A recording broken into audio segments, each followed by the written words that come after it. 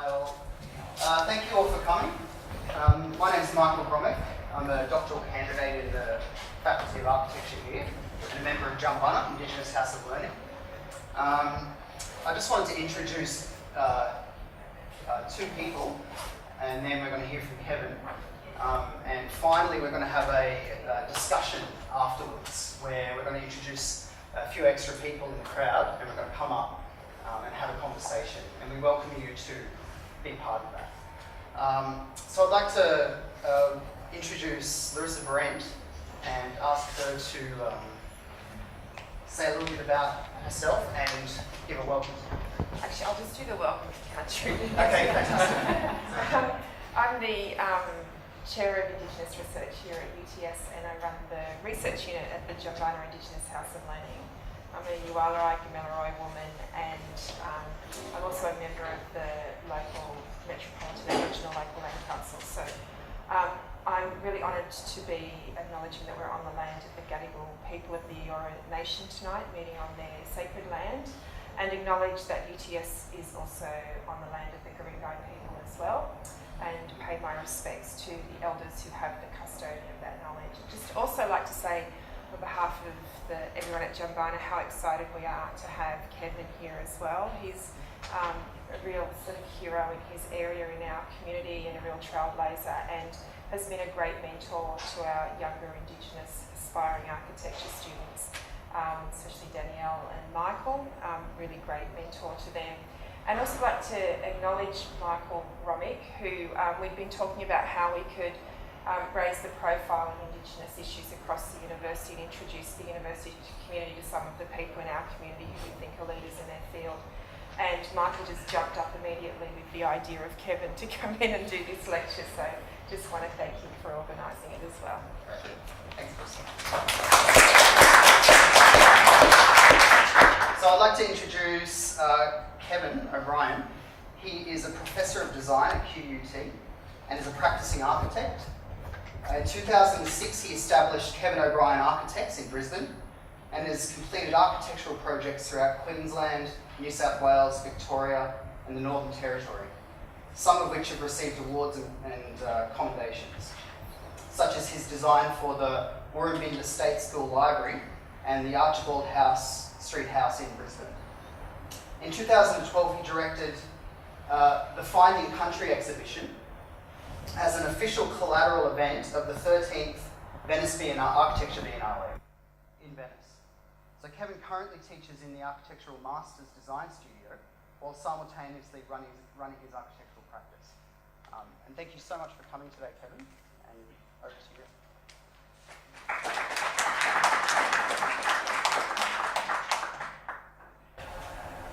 Okay, thanks Michael and Larissa and Jumbunna.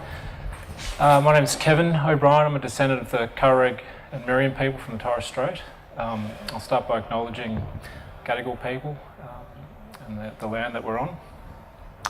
The talk I'm going to give tonight is titled The Stolen Elevation, and it's possibly topical given what's going on in the last week or two and what's been unveiled in another part of the country.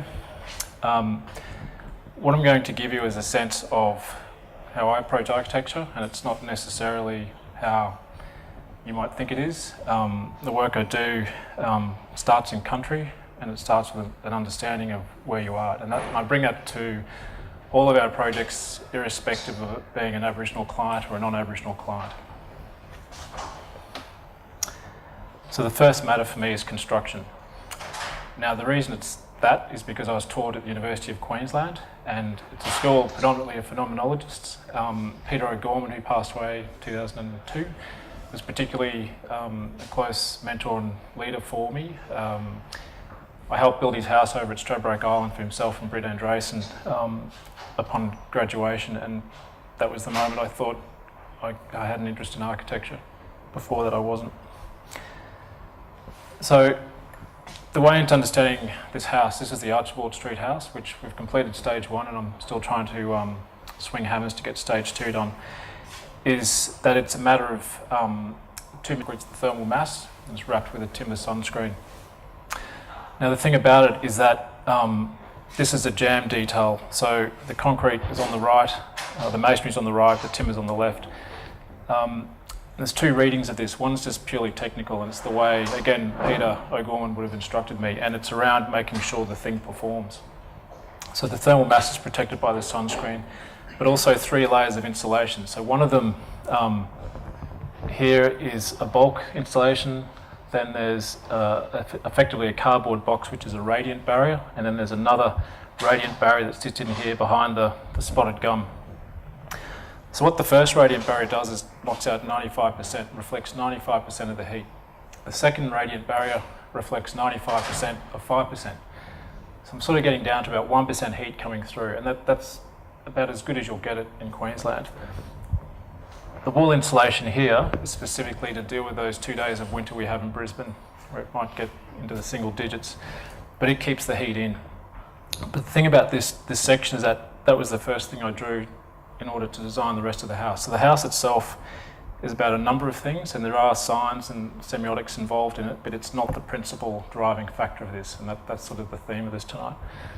The other thing within this is that it's the air, the element of air that is driving this entire piece of work. So myself and Concrete have built this house with some friends who are underpaid, and this is the resolution of this detail. So we get the beginning of the concrete core-filled wall, the LVLs, a little G. James track, and then a timber batten on the outside. Now, if it's not timber or concrete, it becomes a matter of light, and the light's then articulated through either emptiness, as a void, or through Dampalon, which is this polycarbonate product from Israel. In the final, the same corner in the final kind of completion of stage 1, for me it just becomes a matter of what's black and what's white. Now, the thing about that is my wife is Irish and comes from a history of masonry building, and clearly I'm Indigenous with a history of light frame timber building. My 2 daughters are sitting on the fence a bit at the moment, but the reality is that there's a lot of symbolism, I guess, read into the choice of the materials, but the reality is it's just in the traditions of where we're both from. This same detail is brought up in a section, this is the roof and the wall coming down. So in this cavity, which is about 150 mil thick, it also manages the way these Dampalon screens slide up and down. So that Dampalon screen has a U value approaching double glazing, but not quite. Again, in Queensland, this is quite a good result. The thing is, I've also taken away overhangs. They're not required because of this overloading with the insulation technique. So what happens is you get these tight wrapped corners, and obviously the principle in this is that the way I'm dealing with the heat in this building is to keep it out, but use air, not necessarily conductive barriers to deal with that, but radiant barriers. So what happens is all of the air gaps have to be tight and sealed, so everything starts to fail if you don't manage the air gap. It's like in an esky. What also happens then is the articulation of the 2 materials. So the timber cladding, which is all spotted gum, is from a local plantation forest. The LVLs become the express structure. That's the thing stuck straight on and cantilevered down from the concrete above. And then there's a little pin joint at the bottom. But that's it. It's incredibly simple, and I think incredibly stripped back. This is just an example of the radiant barrier build-up. So behind the spotted gum, you have a 6 mil spacer, then you have the first radiant sheet, and it's like a thick bit of alfoil. And that thing, if you had that as a cloak, does a lot of work. So that some of the ideas within the way this whole skin works is that it's like a possum coat, like a genuine possum coat, one that uses the airspace between the bristles to actually insulate the animal itself. So it's not trying to look like a possum coat, it's actually performing like one. So what happens then is you get the nice little details that we all kind of stress over as architects about how to manage the head from these panels. Now some of them, like I said, slide up into the cavity, and then the idea is to get this flush at the moment. So when they're up, the whole thing's open into the garden. So these are the tests. So I built some prototypes on site and off as we were building it. That's it up. So the thing, I think I invented two things on this, or maybe three. One was the installation technique in terms of the 3 layers and how they perform. The second was these sliding damper on screens. And then the third is actually in this angle at the bottom. Now this, to me, had to resolve 4 different moments. So this is the little detail through the foot of it. So one was the topping slab, giving it something to finish against. One was the vertical render that had to come up and use it as a stopping bead. In the other direction, it becomes a pin joint for the LVL to fix to. And then on top, it becomes the line that manages the timber threshold to the concrete.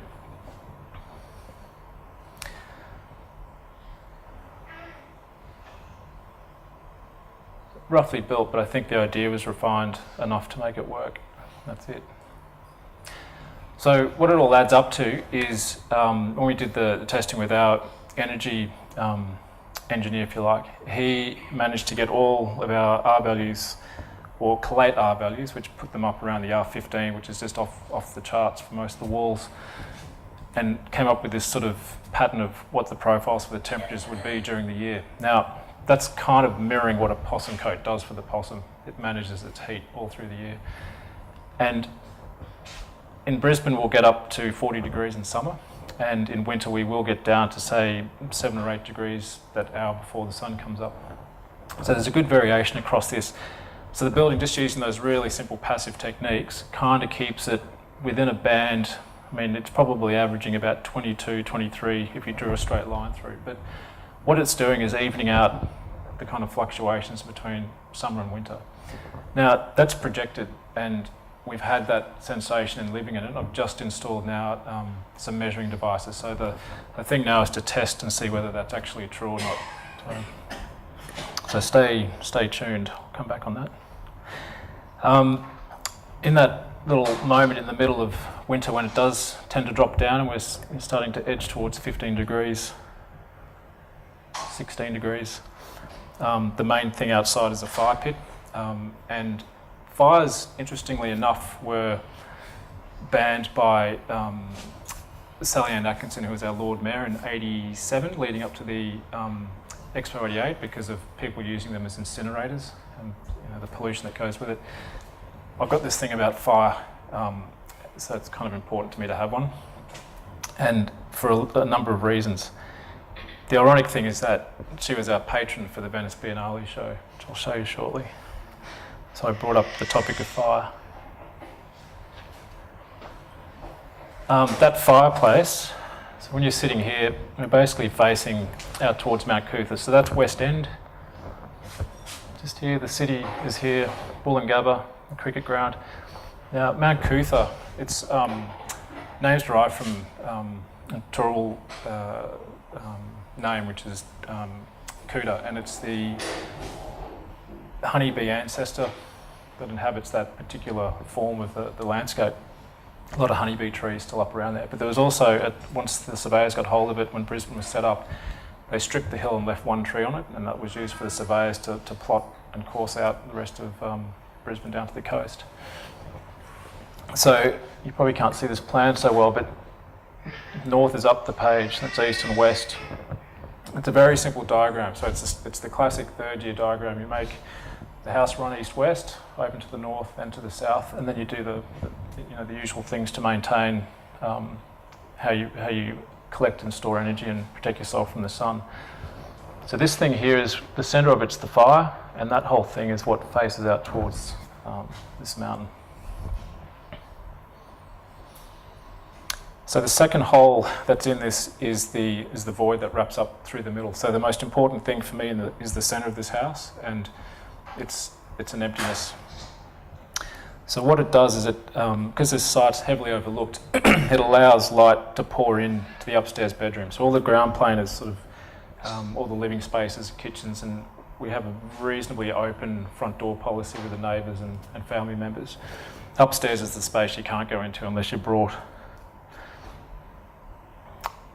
So off the street, there's 20,000 litres of water storage, which is good for 4 people. Some garage and workshop, and if you come up, that's the eating and sitting to the left, and the studio to the right.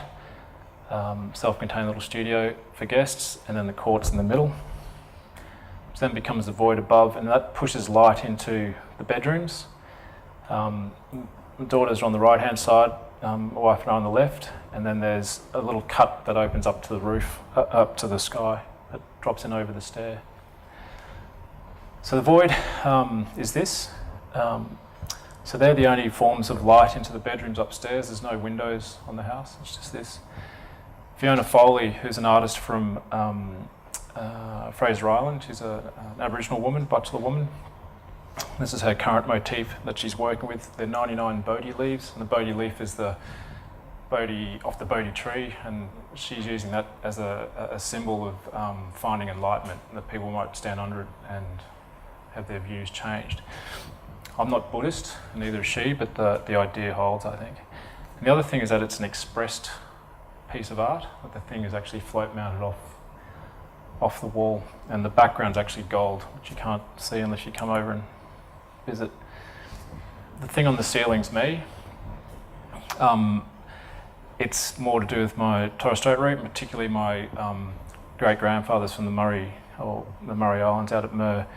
Now the triangles were carved, so it was always this thing of taking away. It was carved into shells, it was carved into your skin. And I thought doing this thing on the ceiling had an architectural reason. There was also something not dissimilar to tattooing in a way that to me made sense about what I wanted to represent inside the space, but not as the space. The difficulty in that was getting the formwork out, and I think the tattoo would have been simpler. So in this section, this thing is as much about the ground plane and the sense that you use the dwelling to articulate some sort of relationship with the country that you're in, as well as the sky. So I've got a diagram which I haven't put up tonight, but if I had a pen I could draw it. It's a hemisphere, and the water comes in, then the land comes up, and that to me is the idea of country. So country is not just what's underfoot, it's what's in the sky and it's what's in the water, and they're the three things. And the fourth thing is obviously the space in between.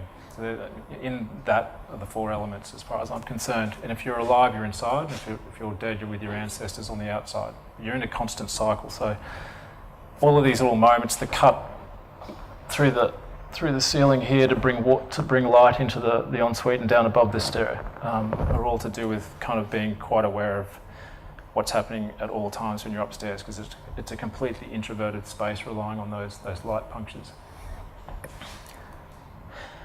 The thing obviously changes at night, so it goes from being a pretty,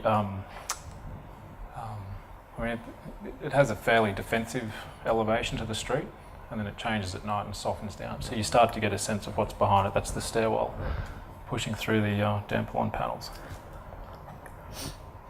Anyway, so that's my version of house, and that's my house obviously, and we've just started the second phase, which is building out the back. But it's what I see when I see an image of a humpy or an Aboriginal traditional dwelling, because I don't see the form in it, I just see the structure and what was really clever about those things. So particularly through the north, where there's a lot of thatching used and composite systems where you'd have basically tree branches and sticks, and then bark skins or leaves. All the air spaces in between are actually doing a very significant job. So I see it as a matter of construction, not a form. Patron versus sponsor is the way I pursued this Finding Country project. So this, Michael alluded to before, was the exhibition I got around to doing in 2012 in Venice. It was a Collateral Event on the official program. Came after a lot of heartache, because I'd started this project in 2005 with a colleague, Michael Markham, who's both a mentor and a muse, and keeps me on my toes. But we originally had an opportunity after we won the competition in 2007 to put it in the Australian Pavilion. And unfortunately, I was unable to successfully argue to the executive of that panel that the show wasn't up for sale and it wasn't available to be edited without my authorship. So for me, it was about whether you have a cool Aboriginal hand in front of this thing, or whether it's playing second fiddle and sitting outside the tent. And I'm kind of got to a point in my life where I'm not going to sit outside the tent. So this thing was always going to be slightly ego-driven, is probably the best way to describe it. I was going to make this thing happen one way or another. So that aside, the basic premises of the project is that I don't see Australia as a series of layers, which is how I was taught at University of Queensland. I actually woke up one day and went, it's not that, it's just like the New Zealand condition with Maori, we're either Indigenous or we're not. And it just, the minute that happened, I had a much clearer picture. To me, it was like a scrum, the All Blacks on this side, Wallabies on the other. So instead of it being a horizontal set of layers, this thing is just purely vertical. And if it's country, you'll know it's country because you can light a fire and not get arrested. If it's city, it's got a title on it. So I don't use the definition of city in the Roman term or a modern city term. I'm using it as a way of saying if it's city, it's not country. So the moment Australia was claimed and the title went across it, it effectively robbed out country for us. Now, up in my place, up in the islands, we still burn country quite regularly, monthly, seasonally, annually. But other places, as you get closer to this, you know, the built city, you obviously don't do that anymore. But the idea here was to simply say, everyone could think about it in those terms. You've got a street directory map. Now, imagine half the population's gone and you've got to rub out half of what's in your grid. So it presents two things. You've got to get a sense of what is relevant in the city and what's relevant in terms of country, because you can't just force country and say it's a garden, you know, or it's a public space. It's actually in the same way that a sculptor empties out a piece of stone, you make something by the subtraction. So what was beautiful about this is that we had 50 originally. I think we got down to 44. Everyone sent their drawings in. We collated it, myself and a team, then worked through an idea of what the graphic was that it had to go through to pull this thing together. At that time, I was fascinated with X-rays and the imagery within it. So we used that technique and that aesthetic to kind of pull out what these things were. We also elevated any of the place names that we found that had an Aboriginal origin in the way that they'd been gazetted. So I ended up with a really different drawing of Brisbane, and the drawing was 3 metres high, from here to say the lights, and 8 metres long, so it's probably the length of the wall here. And Stradbroke out here, Minjerribah out here, and then Brisbane City's there, and Mount Couth is here. So the drawing in the exhibition space was robbed with 3 oils. So we had eucalyptus oil out to the west, frangipani oil in the city, which is what we smell, and melaleuca, tea tree oil out here. The other thing that was going on in this space was that there was a sound piece, and I'd sent these recordings around Brisbane to a sonologist in The Hague, and she separated the sounds into their frequencies and stripped them by 50% and then reassembled it and used 50% reductions in volumes to produce this other soundscape that went with the drawing. It's quite a beautiful thing. This was the space in Venice that we worked in.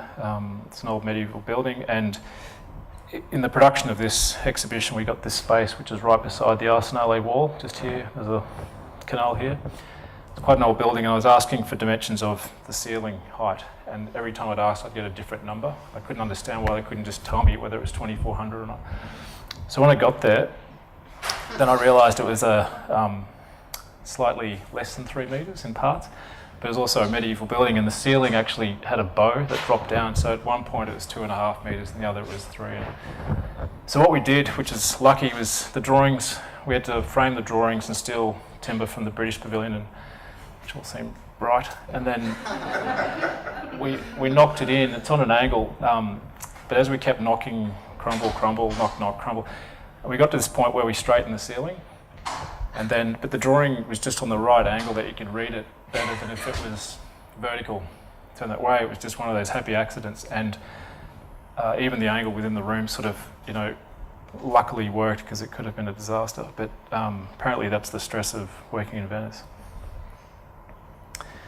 The other thing that went with this were 2 other things. I always do primers with projects, whether they're architectural or exhibition things, and for this it was a series of photographs that were just myself and some students projecting images of traditional occupation or onto buildings in Brisbane. The one that I've been fascinated with ever since, and ended up in an exhibition in the Irish Museum of Modern Art recently, was this. And it's just this idea that in the, the Queenslanders, you probably hear about it down here, that everyone romanticises them and they're the thing, anyway, whatever. But the timber that's in them, a lot of the first growth timbers from that area also had people buried in them. And I've always been fascinated with this idea that if the carpenter's hand's in the making of the structure, then there's Aboriginal people literally in the structure. And some of these places, those things are irreconcilable. They just exist in this sort of, in what I think is the tension, and that's it. But it's symmetrical in that way. At the end of the exhibition, there was just a wall that people could leave their thoughts and whatever on. Now, this was a really interesting process, because at the end of the vernissage, we had an opening planned. I'd raised 100,000, 70,000 in cash for this, and 30,000 in kind to make this thing happen, and practically walked to get here. But over here, there's a little boat, and we're being hosted by this Venetian Artworkers Alliance, which were as commercial as the next guy when it came to the things that Venice puts on. But there was an icebreaker here, because I asked if we could do some form of acknowledgement. I wanted to acknowledge the Venetian people, say some things in language. And when we started that conversation, they said, well, we'd like to do something in Venetian back for you. So a boat arrives at the end of the opening, and a little Venetian jazz band says some welcoming words, I say some stuff, and then they played 3 hours of jazz music in Venetian language. And what then happened is this crowd sort of formed and gathered. I think we only had 2 crates of wine, but the things managed to go till sunrise the next morning. And it was just the generosity of when you, I think what I'm getting at is if you come into someone's place and use manners, you tend to get welcomed and generosity is returned. I think that's what I'm saying. So when they finished playing, I kind of decided to burn the drawing. So not as a matter of destruction, it's just a matter of saying, well, this is country, and if you can burn this thing, this is the signal. So we're going to take this somewhere else now. And I thought, if someone's going to do that to the drawing, it's going to be me, not someone else. So that was, I guess, at the end of 2005. So that's 7 years of trying to make something, get an idea up on the international stage, and it had a lot of setbacks in the day. And when we got there, this was probably the one thing that was the cause of all angst that I brought on myself, and it was the fact that I didn't want logos on this project, and I would treat everyone in the same font and the same size text. So if you gave me $2 as a student, you got treated the same as Scotty Hutchinson, who gave me 5,000. Everyone's equal in this thing. It's just a matter of whether you gave or not. Sally Ann Atkinson unfortunately insisted that she had to have AO after her name, but otherwise everyone got treated the same. And that to me is the patron model, and it meant on the front there were no logos except the official logo of the Biennale, and that to me was commensurate with the standard that I was trying to get the exhibition to, and certainly the content. I didn't want stickers and stamps all over this Aboriginal content. It's exactly this that I was wanting to avoid, and that I'd been arguing with the Australian organisers, is that I found this, it made us look like hicks on the international stage. And it's not just the Australians, it's actually, you go into the Canadians and all the other different national pavilions, and they're sort of, all their work is getting pushed through the conditions of their sponsors. So when you're in a sponsorship thing, you're paying and you've got to give something and they've got to take something. If you have a patron model, you hand over and you step back and let the artist or the architect get on with it, and that's the one I was after. So this will make sense when I get to the end. So 7 years of pain was worth it in the end. And the burnings generated all these other things. So I'm running studios at QT. We did one on Brisbane the year before. We've just done one on Sydney, and we're doing one on Melbourne at the moment. So we're burning Melbourne down.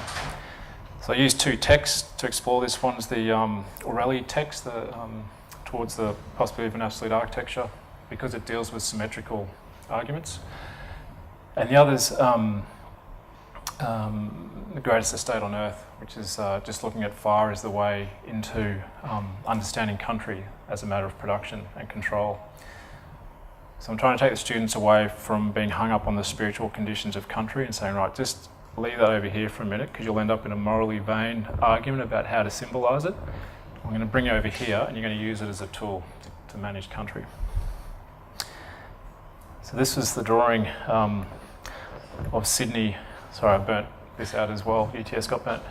But we took this to LA, and this is the head of school at Woodbury who wanted to light it up, so off he went. That's it. And also Sydney, at the University of Sydney with Michael Tawa, we've been developing little workshops, 1 week workshops, 3-day workshops with students in their architecture and Sydney College of Arts that tend to come across. So we've been doing some different things for the last 3 years. Fascinating project here by some students. In January, they took an idea of sound and tried to map that across this landscape just around here in Ultimo, and then figured out how to empty it in order to make sound travel in a particular way. So, getting into this third part, the idea of exploitation. So, all architects exploit. That's, I think, what people don't recognise we do, but we are trained in that way to exploit a condition, exploit people, exploit resources, material. That's how I see it. Now, you can do that in a good way and you can do it in a bad way. I'd like to think I'm doing it in a good way in this project. So this is in a place called Lockhart River, which is up, if you know where Cairns is, if you go another, say, 1,000 kilometres north of that again, you'll hit Lockhart River on the east coast. And there's about 9 different family groups that live there. And this project was, it's a retail store and some government offices. But you're in a community where people were sort of roped and folded into this thing and then sort of kept there in sort of a mission style. So there's no sense of public spaces and there's no sense of urban spaces and all that sort of thing. You just get buildings on blocks. So the thing I wanted to do with this, the plans disappeared, but the thing I wanted to do with this was show that you could overcome the problem of a retail store which has one door through which everyone has to go. Now the problem with the community here is that they still practice a form of avoidance behaviour. So different people need to avoid each other, otherwise there's conflicts, and then others need to avoid each other just purely because that's the way the families are aligned. So we set up a space that had a clear view. There's a whole series of them along here, but they had a clear view of the front door. So you had a sense of who's coming and who's going, and you could wait. And you could wait in a comfortable way, which was under the shade of a tree, which Public Works wanted to rip down originally. Kept those. You sat in the shade of a tree, had a view of these doors, and you had a distant view, so you could actually also move off if you needed to. So the space itself is very much an extroverted one. You're not locked into this thing. So this was the main move. This was the important one. And then from the inside, so there's a whole series of these barriers. So what happens in the communities where they don't have these sort of settings to help manage that is that you end up with conflict at the doorways, and then kids get sent in to check who's in and out. So you just have this door sort of slamming, and then that sort of falls into who's working in it, and then you sort of have this ongoing problem. The screen on the front was developed over a very long period with Uncle Lawrence at Minyo, and again, it's this Dampion product that I've been using for about 10 years, and it was always going to receive some kind of treatment. Now, whether it got art or not was just a matter of whether I could get permission to do that there. And Uncle Lawrence, who's one of the senior sort of lawmen there, had these amazing Mimper Shield carvings that he did. And we worked together to get it to a position where he's happy with it, and we tested it, made some panels and put it up, and he liked it, so we were able to use that thing. But for me, it was a matter of getting the thing scaled, and what it also does is it masks all the security lights. So what happens is at night, when the lights go on, this thing just glows in the dark, and that's it. So what happens otherwise in other communities is that when the lights go on, it's barbed wire and bright lights, and it's a pretty horrid sort of setting. So in that, I think you could argue Aboriginal exploiting Aboriginal. I think that's a reasonable thing. I think it's a positive one.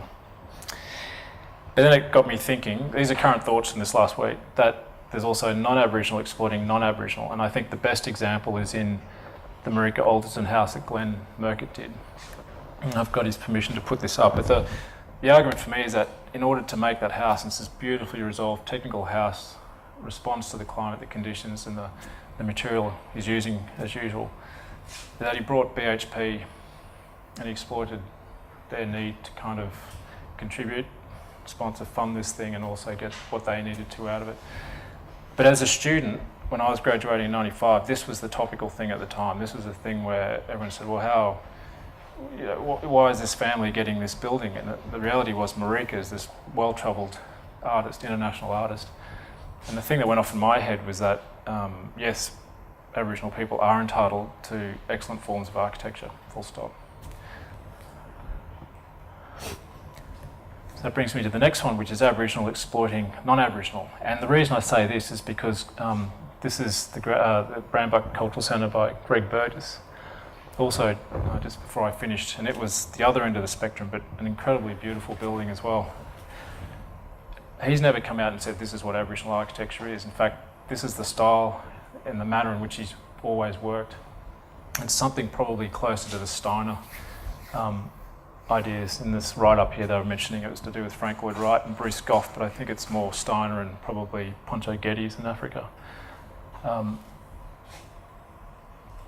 a lot of Aboriginal people have jumped on, including some Aboriginal architects, and said, no, this is what Aboriginal architecture looks like because that's the form of the humpy, or that's the form of the stone dwellings in Victoria. And I find that, in terms of where I'm coming from and the way I was trained, to be at the other end of the spectrum from what I'm interested in, or willing to accept.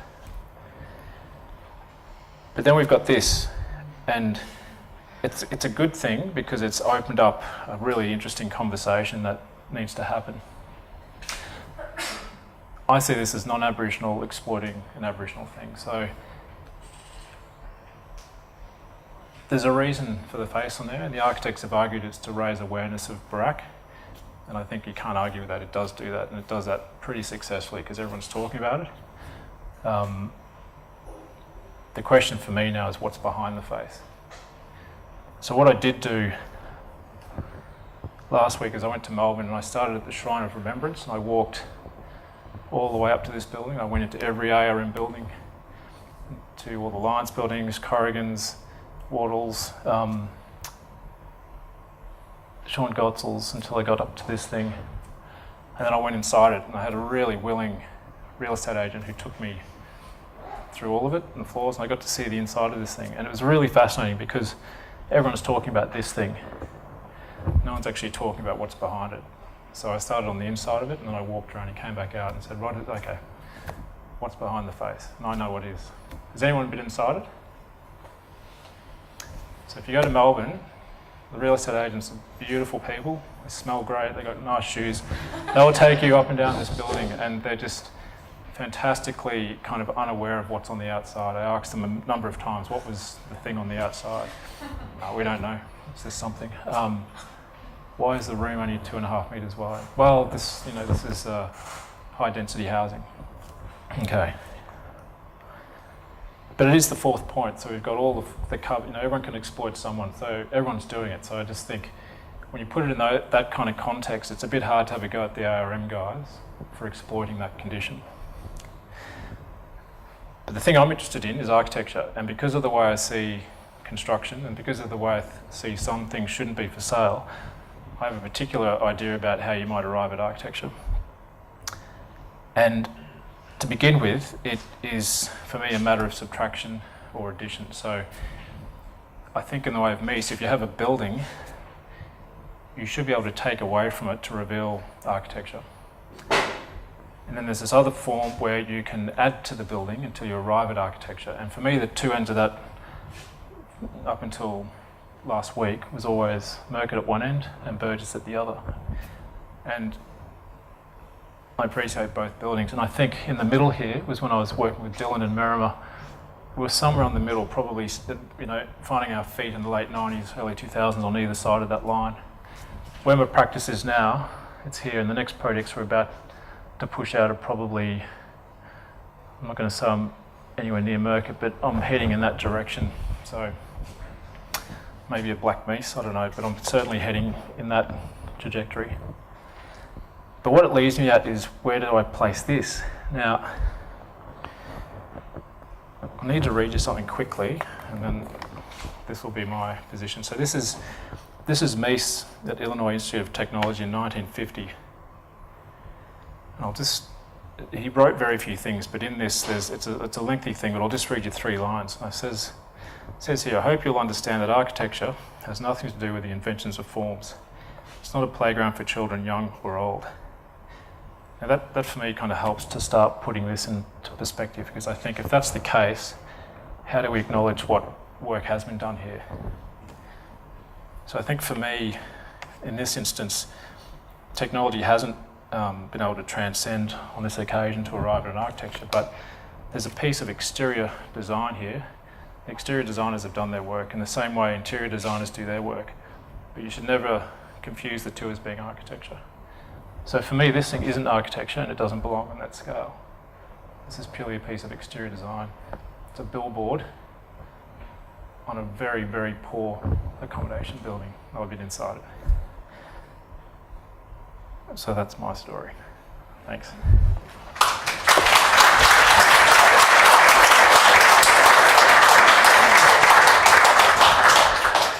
Can I invite the panellists up? But while they're coming up, are there any questions for Kevin about this stuff?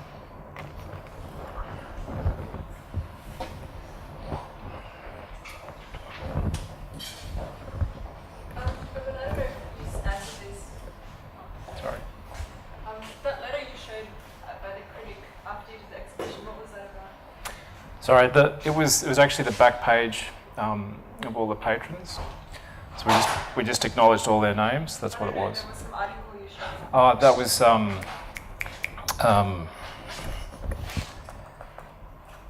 on the Tackiness of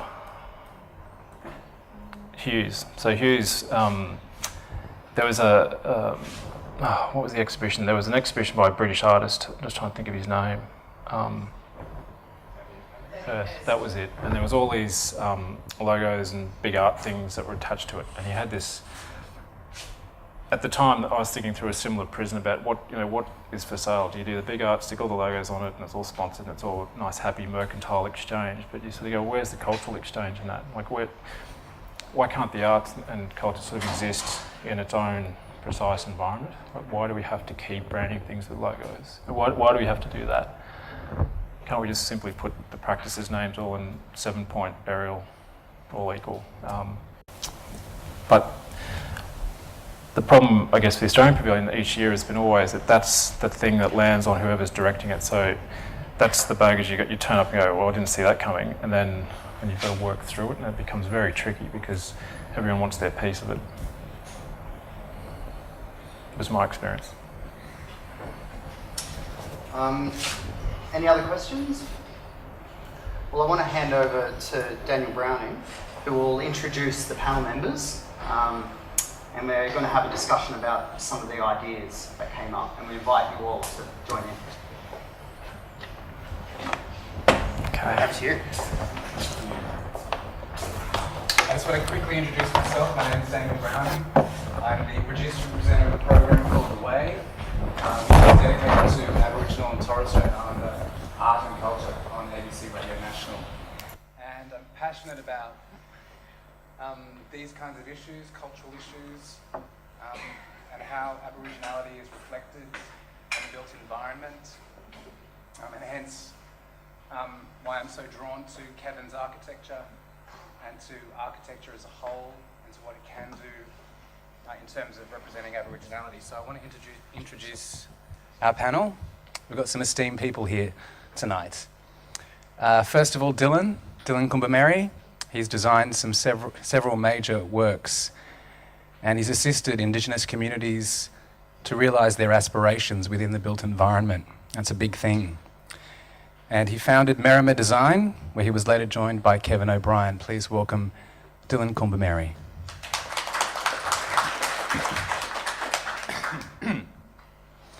I don't really have to introduce Kevin, but he's an architect and principal of Kevin OBrien Architects.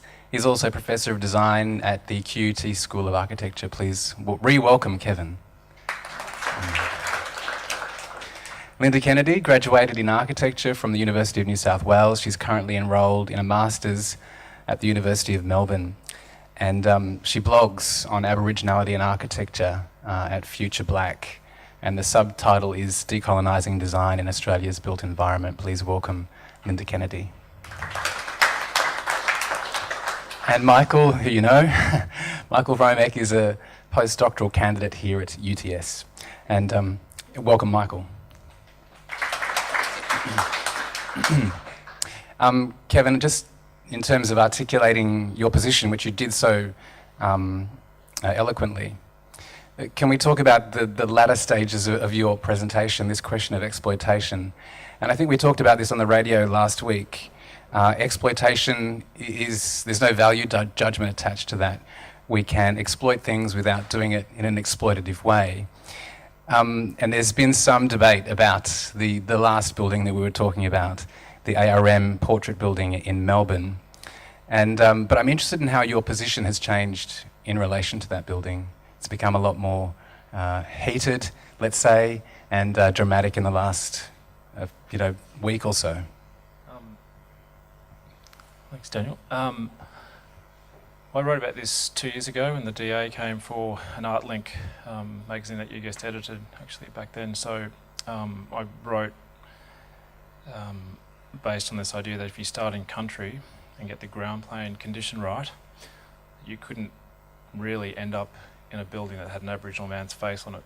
It's just a matter of technique for me. So when I managed to get into the building last week and found the ground plane incredibly disappointing, the way you enter this thing, the way it kind of jams into the back of Sean Godsall's terrace at the end of the Swanston Street access, the way it has to manage an existing building going up towards Melbourne Uni, it's a really poor resolution of that. And then when you get up into these apartments themselves that are incredibly expensive, but clearly aimed at international students, they're dog boxes. They're really tight. There's nothing innovative or interesting about them. And to be fair, I think I've seen better things on the Gold Coast, and they actually put effort into making these things livable. So the question for me was like, initially 3 years or 2 years ago, was about why this face, what's the cultural value of this, what's the appropriate nature of that. But in the end, it just becomes, I think in the last 2 weeks particularly, because there's been a lot of conversation on that, the semantics of that and the cultural level of that no one's looked behind it and said, well, what's the quality of this building? And if someone can go in there and tell me why it's a good building, then I'm happy to be convinced otherwise. But it's a really poorly resolved building internally, and I get the high density argument, and I get the idea that you put that in the middle of a city. But I can't accept that you could then turn around and say, well, this is architecture as well, because it's not. It's exterior designing, that's it. And people who practice and fashion buildings in that way have been infiltrating the architecture schools and sort of, I think they haven't been properly identified as being exterior designers, and that's actually what they do, and they do it incredibly well. But it's certainly not architecture. Architecture goes right through the whole thing. So I'm still forming a final opinion on this, but I certainly can't accept that it should be architecture and treated in the same way at the moment. Talking stick is such an annoying thing. Linda, you live in Melbourne. We had this conversation on the radio last week, as I said. But you have to live with this building, this structure. I mean, it's only recently been unveiled. It's been covered up again, I believe. There's some debate about the identity of the image of the man, the provenance of that image. But what do you feel about this building that you live with? I've probably got some quite strong views about this building, but it follows on from the stuff that Kevin was talking about, that it's a visual representation stuck onto the outside of a building, and the dialogue coming out of ARM or the construction company Grocon is about, bridging this gap between cultures. But what is it actually bridging? And, it's a picture of a man's face on the outside of a building. So I think it comes back to something that Kevin said in the interview as well on the radio, that it's not doing what it's saying that it's doing, and identifying this building as something that's somehow closing a cultural gap, whether it, I don't even know what gap that might be. Is it architecture, or is it about a presence within the city? There's no doubt that there is a presence in the city, but is that, architecture can do much more than just put a picture on a building. Dylan, can I ask you, in terms of creating spaces that not represent Aboriginality, but that Aboriginal people can use. Kevin talks about this after seeing the Mercat building in Yirrkala, that Aboriginal people had a right to good housing, to good architecture. Where do you think the best examples of that might be? Is it that Mercat building up in northeast Arnhem Land? I mean, we all admire and respect Glenn and his long history with producing, quality built environment.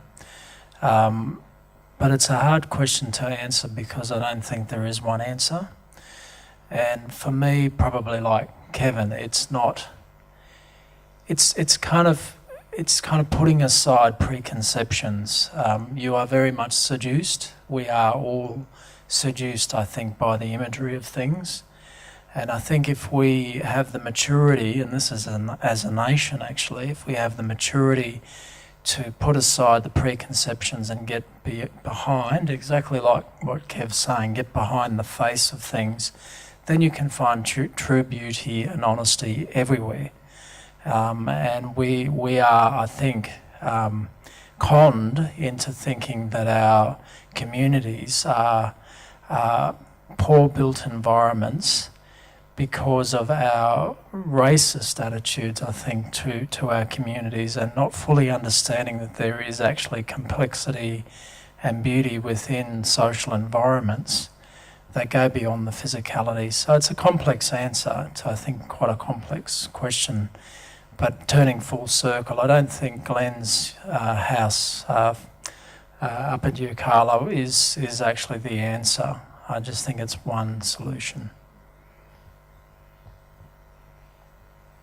And Michael, I might ask you, I mean, you're working with, I guess, the urban environment and I guess Aboriginal space, perhaps Indigenous space in the urban environment.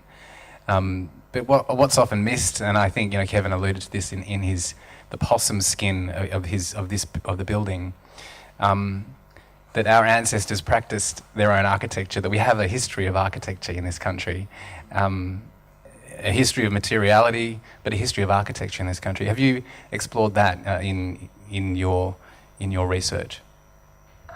Yeah, I suppose for me, a lot of my work, so I'm looking at the idea of community and the idea of inner city Indigenous communities. So I'm looking closely at Redfern and the idea of the block and what's happening to the block, etc. So I suppose one of the things that happens to me when I say, oh yeah, I'm doing a PhD in architecture. Oh yeah, what's it about? Oh, it's about Indigenous architecture, etc. Oh, that's interesting. I didn't know Indigenous people built architecture. So I guess part of the theme of decolonisation might be that, or decolonisation of architecture and design, is that we potentially have to advocate that, no, this is actually not correct. We did build, and I suppose point to those examples. But I think it's still quite in an early phase. I'm having very good-willed and intelligent people coming up and asking me these questions. And I don't think they're dumb, it's just they're misinformed. And I don't know. And Linda, something you mentioned, certainly it's apparent on your blog, Future Black. You talk about how do we, I don't want to use the word incorporate, but I'm going to use the word incorporate. How do we incorporate Indigenous ways of knowing, I guess the way we live, the way our communities exist? How do we incorporate those into design principles? Can you think of a really compelling example of how we design, an Aboriginal building? And I know we talk about specificity in relation to communities, because the communities are diverse. There are communities all over the country. But what's a design principle that might manifest there? I think one kind of fundamental thing for me is the way that we actually think about using space for people, and not just designing something that kind of looks pretty or what it's made of and how it's constructed, but actually how people use it, and coming out to some kind of principles, again, specifically for whatever community you're in, but particularly with kinship and how we use space for people, like the nuclear household is kind of a good example. Like, how do we break that down and take values from what we find strength in within family units, and use the way we might want to interact with people in the way that we plan space. So how we have our communal areas, it came through a lot in Kevin's projects, are really good examples, if that helps. Yeah. Dylan, can you think of an example? What's a good design element that, you know, pays respect to the, you know, the architecture that was practiced by our ancestors all over the continent and in the Torres Strait?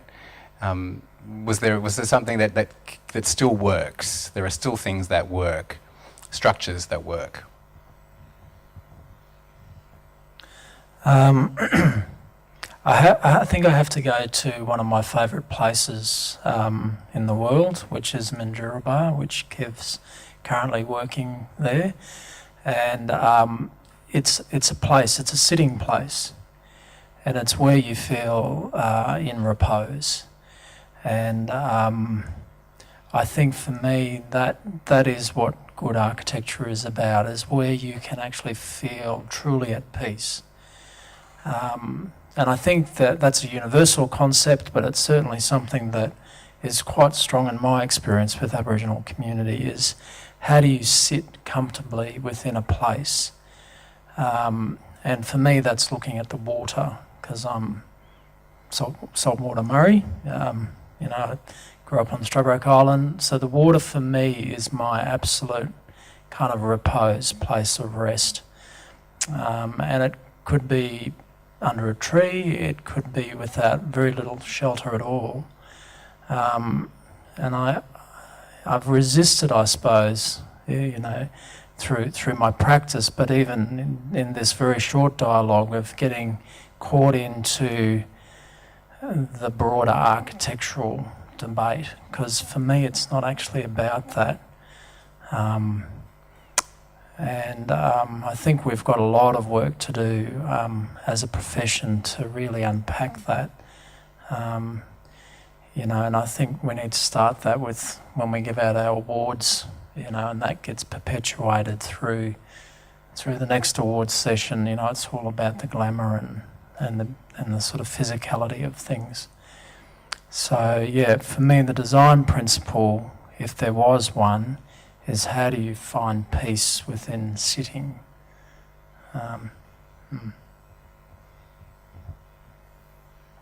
I think there might be some questions from the audience. Any questions? Come on, don't be shy. There's one just here. Yeah. Just reflecting on a talk that actually happened a couple of weeks ago, a member of Jasmac's came over from New Zealand and was talking about Māori representation, quite literally representation in the majority of projects within their work.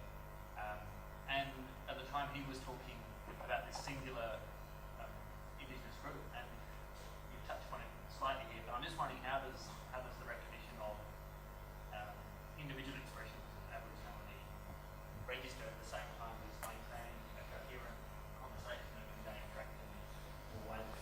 How do those two things play out? I think the significant difference between here and New Zealand, as a Māori, you have one thing, one people. I think 8 boats, but one family.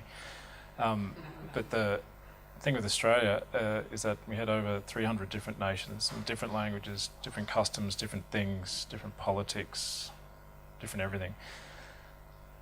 So depending on where you are, it will determine what is the way of managing those things. So in, I guess, the way of my house, it was always going to get marked. I had to mark it in some way. I look back at old photographs from my grandparents and anthropology expeditions up through the Straits. You see it, you know, there's people with very little, but they'll have the most beautiful ornamentation, but it's not the only thing, it's kind of the thing that comes after.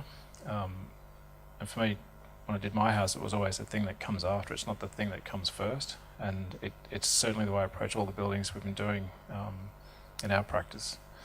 So that's sort of my take on it. Another question?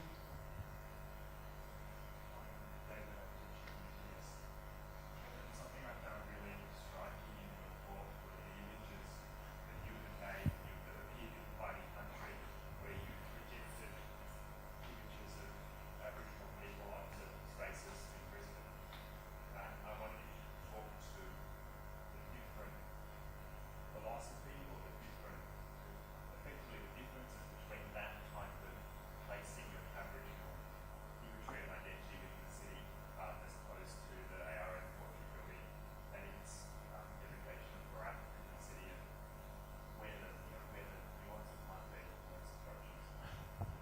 Yeah, that's a good question, David. I think when I did those, that was 2011, I think it was. And the purpose of those things was as a primer. And because I'm very interested in the idea of symmetrical contests, or because that's what I am. I have an Irish father and Indigenous mother. I'm always having to deal with the difference between the two. So it informs everything I'm interested in. So I'm always looking for the tension in between, whether it's the radical centre, whether it's this form of something in the middle where you get the space that's not occupied. So the images themselves are always going to be something that I needed to understand. Why is that tower there, where there's an Aboriginal history right there that's not being acknowledged? And obviously the most effective thing was to put it on there and then look at it and watch the traffic stop, because there's someone being hanged off it in terms of the imagery. So that happened on the windmill in Brisbane. That to me was incredibly effective, but it's not a permanent thing. And I think maybe the difference with the RM tower, if we get caught up in the semantics of the semiotics, as it were, that's presumably permanent, and it works within the first 300 mil of the building. It has its role. It's non-Aboriginal architects trying to get an idea out to the non-Aboriginal population there. Problem with that is that it then attempts to become a monument, and the problems with monuments is that they become parts of myth making. The problems with myth making is that then they have a whole criteria around which they determine what's relevant. So at the other end of that shrine is, at the other end of that axis is the Remembrance Shrine. And if you come down inside, there's a beautiful statue of a father and son back to back. And the minute you turn around and look down the axis, the thing you see isn't emptiness. It's actually a retail store that ARM have put into this building. So to me, that jars, because you've got something that's meant to be quite sacred and important about the sense of loss.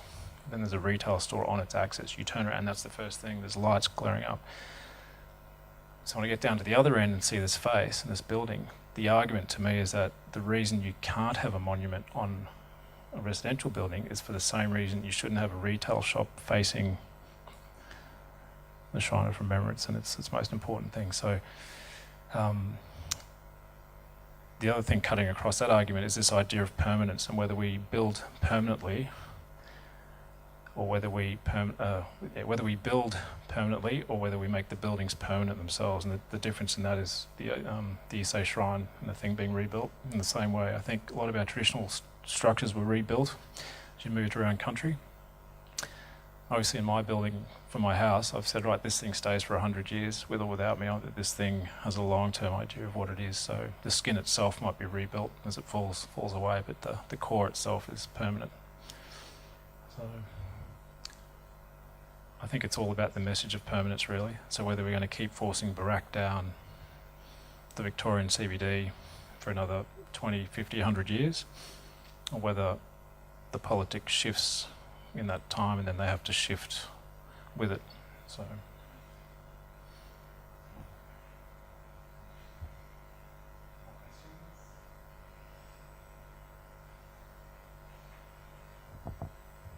So I just want to add to that. In that sort of sense, would you consider the ARM building less of, you've mentioned it's not architecture, would you consider that more of a monument? I don't see it as a monument, because a monument needs to exist in its own sort of sacred condition. There's all these definitions of what monuments are, and one is where you honour or acknowledge an individual who's passed, and that's fine. But with that comes an idea that then there's a sense of what's appropriate around that, and whether you give it space to exist. So if you put a brothel behind it, or if you put a library, or you put all these other things, and you've got to ask the question, is that the appropriate thing? And so for me, is it appropriate to put a retail store 50 metres away on the same axis as the father and son statue? And I'd say no, and that's just because I'm a son of my father and my grandfather, who are all ex-army people, and they would find that, and they have found it quite sort of offensive on that line. So for me, the thing is not a monument because it doesn't come with the space that needs to give it that sense of importance. What it is, though, is a very clever piece of exterior design. And that's as far as I'll acknowledge it, but I don't think it's anything other.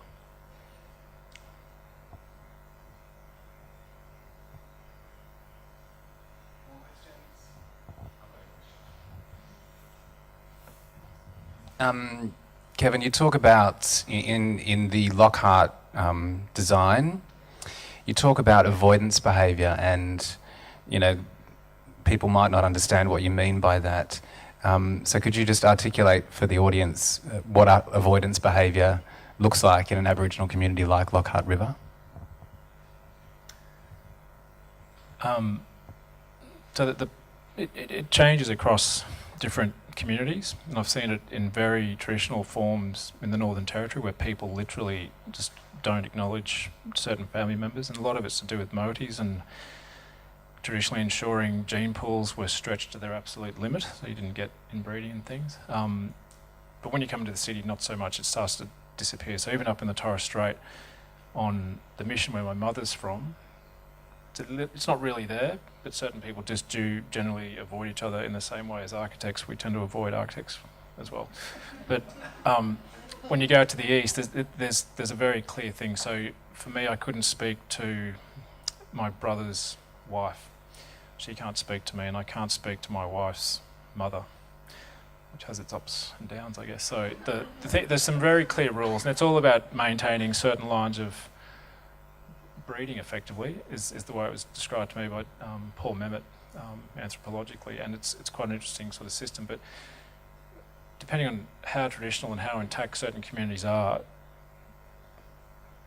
is kind of relevant to how well this is practiced. So in Lockhart River, there's very much practice, and it was actually practiced on a larger scale because of the 9 groups that were there, and a lot of them traditionally didn't get on. So you kind of get these different formations that occur, and then you've got to figure out how to manage that. And you can do it architecturally, and that's the beauty of architecture, but you don't do it through the building, you do it in the landscape and how you occupy the landscape. So you make the landscape come first, and buildings come second. That's the way into these things.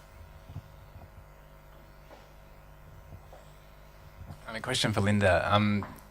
I guess the big problem with the Barrack Tower or the Portrait Building in Melbourne is the way it reflects Aboriginality, or a view or a projection of Aboriginality, almost permanently into the urban space. How do we represent Aboriginality in a building? If that's the thing that you want to do, how do we go about doing that? Is that a desirable thing? It's not something that I've really been thinking about. Like, my interests are looking at a deeper level what the values that we have within our cultures are and how we use them architecturally beyond the visual representations. Personally, I think visual representations in arts and crafts are really relevant in the engagement process and how we can use them as a tool for conversation and a tool for drawing out what is important to community. It's something that we've had for a long time as within our communities, like how we can use that as a tool for connecting amongst Aboriginal people as well as beyond that. But no, I'm not so interested in those visual representations. I think there are a lot of white architects who may be interested in them. It's something that it's quite easy in a way to understand. It's easy to engage with than the deeper level principles within our cultures, but I'm more interested in what comes at a deeper level. Well, what I find interesting about that is, Kevin, you mentioned Greg Burgess's work and how a lot of people instantly went, this is Aboriginal architecture. When you mentioned yourself, it was actually from potentially other influences. How did he kind of consider that, and how did that play out? Can you talk a bit about that?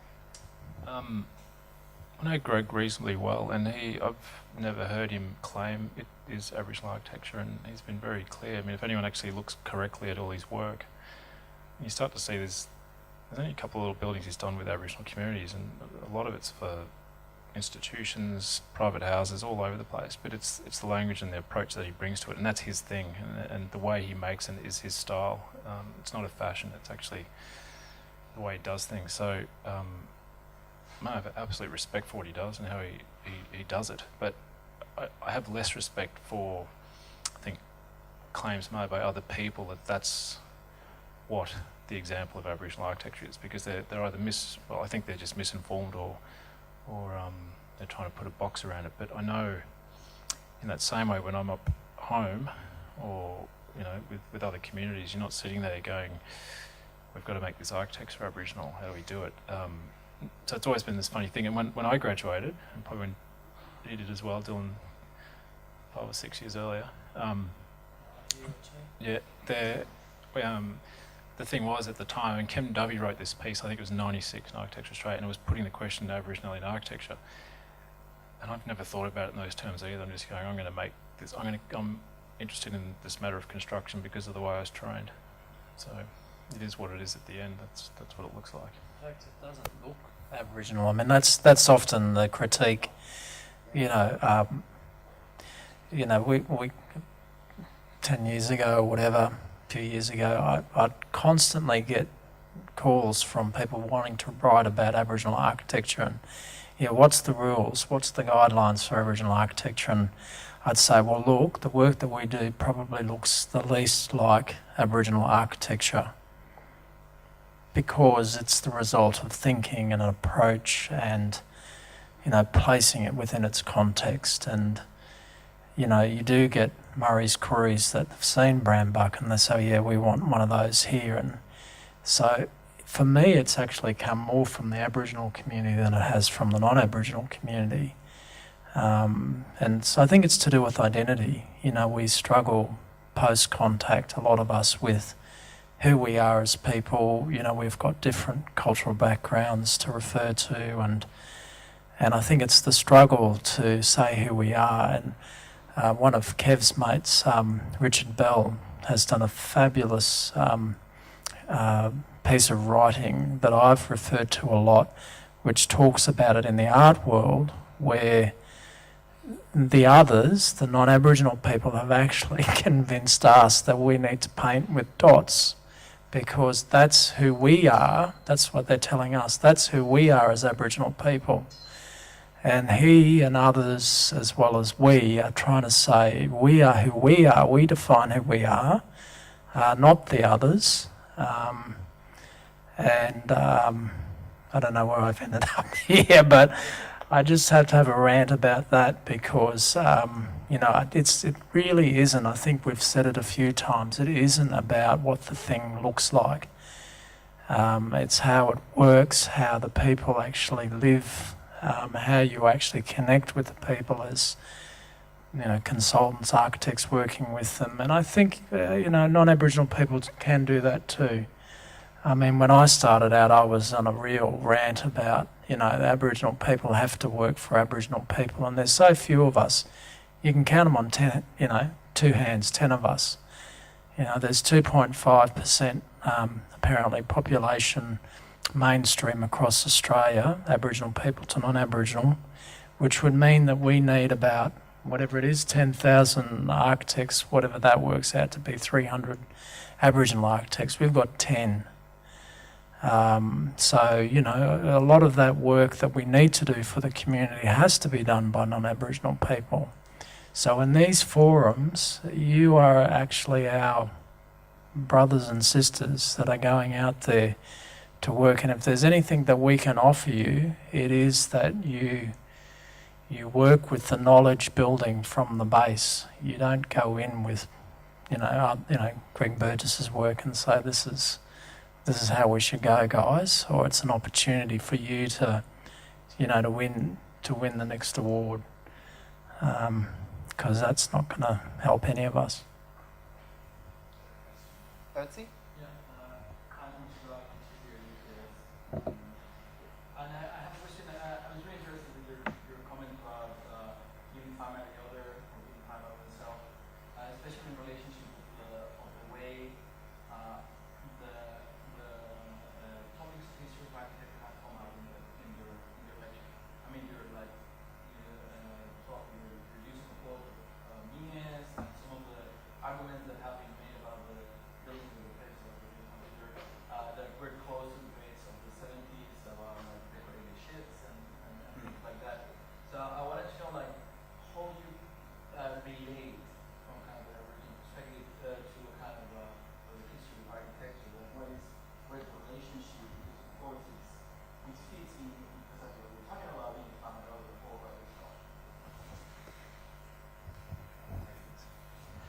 So, like I said, where I trained at UQ, we were deeply suspicious of all things from Victoria and postmodern. So that's your starting point. And obviously, when that's sort of held back from you, you want to go and look at it. You know, it's the hole in the wall. So I did, and I started to get really interested in the way arguments were constructed. I love reading Ian McDougall's writings. Just love it.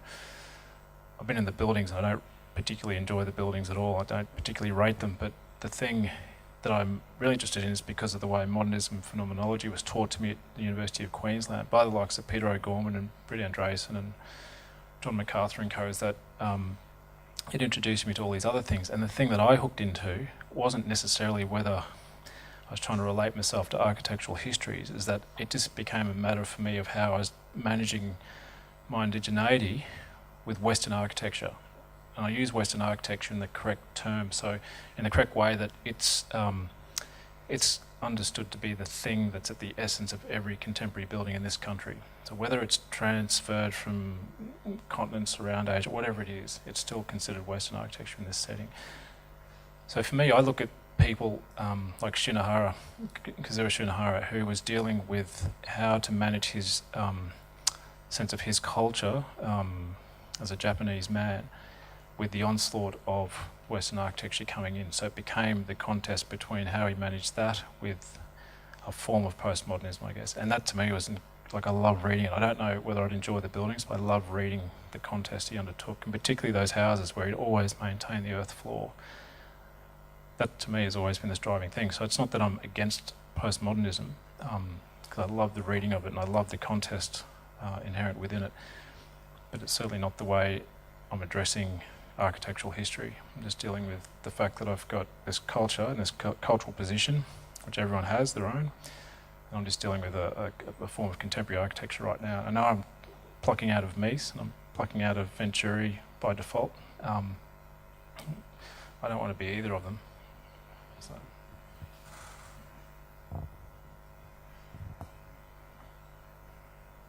Any more questions? Here we go. Yeah, this is a question probably all about. I was quite interested in something Kevin you said earlier, where you sort of established this idea that the city isn't country, country not city. And I'm just wondering, perhaps in the light of the research that you've done, other kind of experiences that you have with the Aboriginal population, have you kind of, have your ideas changed over time since the exhibition and that kind of deductive process with Brisbane showing? And I'm interested in sort of this idea of, if it is a binary, like, where is country now, or how do you relate to country within the city? What's the grey area? So life's black and white, right? That's the first thing. No, that since we started talking about this in 2005, it's changed every year, and those primers are the way into understanding the next thing in it. So where the studios are right now is that because of the way students were struggling with this concept of country, I gave them the Gamage reading, Bill Gamage reading, and it just reduced country to a very scientific explanation. It's a matter of fire, it's a matter of production, it's a matter of maintenance. So once they could understand those sort of concepts, they could then empty the city in a particular way. And so this is, it's a conceptual technique of analysis. It's a very different one. So I can say to my students at the moment, what's on your grid, and they can tell me exactly at any pinpoint what it is. So I don't end up with all these usual sort of diagrams showing the sun rising here and the wind there and all this sort of stuff that mean nothing in the end. So and against the O'Reilly text in particular, this whole idea of a symmetrical contest, or what I think is a radical centre, is absolutely present. So they are caught in the tension of that thing, and they've got to define themselves what they are and figure out what it is. So how they define that is the question, and I leave it totally up to them. So they've got to come back to me and say, well, half the population's gone, I therefore need half the cars, everything to do with roads and petroleum get taken out or burnt, and they get returned to some form of productivity. Now, they do that through buildings, so some buildings might lose their bottom levels but retain their top levels. Each semester, the last 3 years anyway, it's been getting turned up another notch, so I don't know what to expect each time, because they all read what the last group did, and they know that they can't do the same thing. So I'd say I've got 2 more years of getting away with it, and then it'll have to stop.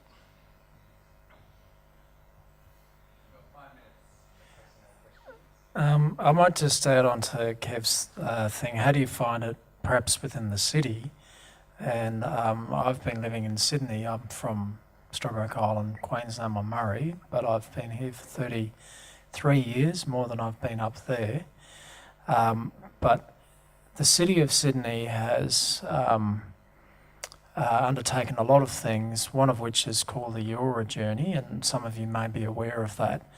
And for me, that is a really brilliant way of bringing together what might seem to be contrasting or contradictory stories of a place, but they somehow make something new out of the reading of that place.